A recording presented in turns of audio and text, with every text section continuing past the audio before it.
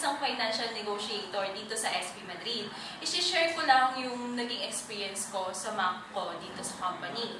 Within those past 30 days training ko dito sa SP Madrid, naging masaya and pressured ako sa bawat araw ng training. Lalo na't wala pa naman akong experience sa ganitong kind ng industry. Pero napatunayan ko sa sarili ko na kaya ko lumabas sa comfort zone ko at eto ako ngayon, isang financial negotiator dito sa Madrid. Ngayong part na ako ng SP Madrid, the only thing I can promise is to give my best sa work ko at gagawin kong guide lahat na natutunan ko sa training to be one of the best future top negotiator of SP Madrid. So that's it! Bye-bye!